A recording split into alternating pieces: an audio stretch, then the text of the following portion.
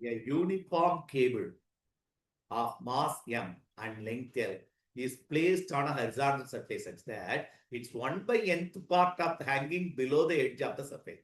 அப்போ ஒரு டேபிள் இருக்கு. The table is a horizontal surface. There is a cable.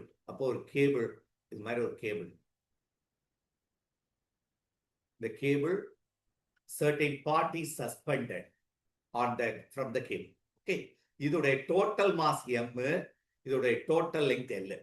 இதுல என்ன சொல்றா, எத்தனை பார்ட் சஸ்பெண்ட் ஆயிருக்குன்னா 1 by nth பார்ட். அப்போ லெங்த் சொன்னேன்னா 1 by n of L, இந்த லெங்த் L இதுல சஸ்பெண்ட் ஆயிருக்க லெங்த். இத மாஸ்ல சொன்னா 1 by n of total mass is suspending இத்தனை பார்ட்ல.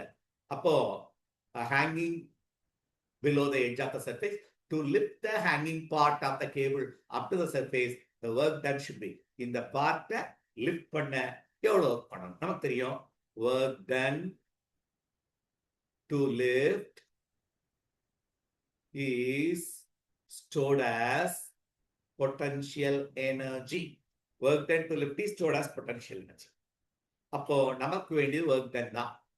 work done equal to general formula mgh.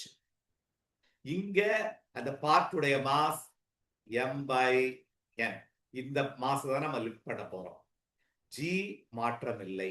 இந்த L, இந்த ஹெச்ன்றது இந்த பார்ட்டுடைய லெங்த். இது ஒரே மாசா இல்ல ஒரு லெங்க்ல இருக்கு.